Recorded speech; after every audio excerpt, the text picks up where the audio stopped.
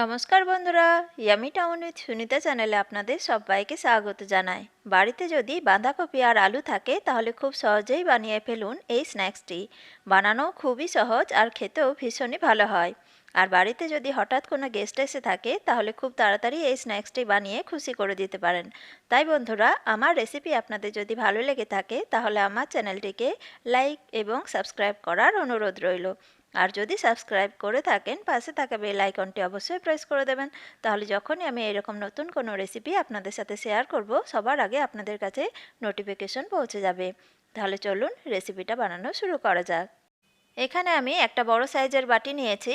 এবার এই বাটির মধ্যে নিয়ে নিচ্ছি ছোট বাটির 1 বাটি কুচিয়ে নেওয়া বাঁধাকপি। আর একটা বড় সাইজের আলুকে আমি এইরকম ছোট করে কুচিয়ে নিয়েছি, সেটা দিয়ে দিলাম। তবে আপনারা চাইলে আলুটাকে ঘষেও দিতে পারেন। এবার এতে দিয়ে দিচ্ছি কিছু স্প্রিং অনিয়ন, অল্প করে কুচিয়ে নেওয়া একটুখানি গাজর, একটা মিডিয়াম সাইজের পেঁয়াজ কুচি, কিছু ক্যাপসিকাম কুচি আর কিছু লঙ্কা কুচি। এই লঙ্কার পরিমাণটা আপনারা কম বেশি করতে পারেন। আর কিছু ধনেপাতা কুচি। এবার এতে দিয়ে দিচ্ছি 1 টেবিল স্পুন গোটা জিরে, 1/2 টেবিল স্পুন চাট মশলা, এতে এই স্ন্যাক্সের ফ্লেভারটা ভীষণই ভালো আসবে। আর দিচ্ছি 1 টেবিল স্পুন আদা রসুনের পেস্ট। এবার এতে দিয়ে দিচ্ছি 1 কাপ বেসন। এবার এতে দিয়ে দিচ্ছি 1/2 কাপ চালের গুঁড়ো। এই চালের গুঁড়োটা দেওয়ার ফলে এই স্ন্যাক্সটা ভীষণই মুচমুচে তৈরি হবে। এবার এতে আমি দিয়ে দেব স্বাদ অনুযায়ী নুন। এখানে আমি 2 টেবিল স্পুন নুন দিচ্ছি, তবে আপনারা আপনাদের স্বাদ অনুযায়ী নুনটা দিয়ে নেবেন। আর এই সবজির মধ্যে যদি কোনো সবজি আপনাদের কাছে না থাকে সেই সবজিটা আপনারা বাদও দিতে পারেন। এবার আমি সব কিছু ভালো করে মাখিয়ে নেব। এই সবজিগুলো মাখানোর সময় আমি এতে কিন্তু কোনো রকম জলের ব্যবহার করছি না, কারণ সবজির মধ্যে আমি নুন দিয়েছি। আর সেই নুনটা দেওয়ার ফলে সবজির মধ্যে থেকে জল বের হবে, আর সেই জলেই আমি সমস্ত কিছু ভালো করে মাখিয়ে নেব।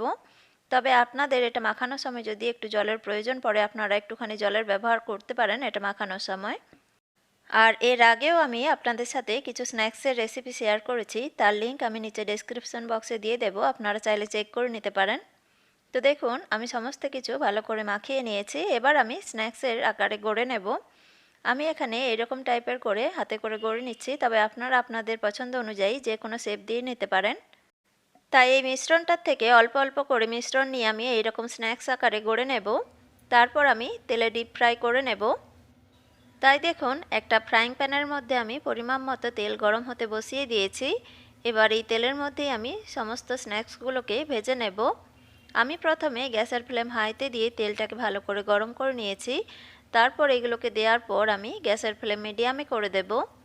গ্যাসের ফ্লেম মিডিয়ামে করে দেওয়ার পর আমি এগুলোকে উল্টে পাল্টে ভালো করে ভেজে নেব। এইগুলোকে ভাজার সময় অবশ্যই গ্যাসের ফ্লেম লো টু মিডিয়ামে রাখবেন, তা না হলে কিন্তু বাইরেটা পুড়ে যাবে আর ভেতরটা কাঁচা থেকে যাবে, তখন কিন্তু খেতে ভালো লাগবে না। আর গ্যাসের ফ্লেম মিডিয়ামে করে যদি এইগুলোকে ভাজা হয় তাহলে কিন্তু ভেতরের মধ্যেও কোনো কাঁচা ভাব থাকবে না আর বাইরেটা বেশ মুচমুচে তৈরি হবে। আর তখন কিন্তু এই স্ন্যাক্সগুলো খেতে ভীষণই ভালো লাগবে। তো দেখুন আমি উল্টে পাল্টে এগুলোকে সুন্দর কালার এসে যাওয়া পর্যন্ত ভালো করে ভেজে নেব।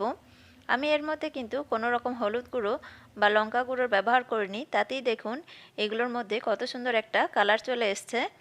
তো দেখুন বন্ধুরা, আমি গ্যাসের ফ্লেম মিডিয়ামে দিয়ে এই স্ন্যাক্সগুলোকে উল্টে পাল্টে ভালো করে ভেজে নিয়েছি। এর মধ্যে একটা কত সুন্দর কালার চলে এসছে।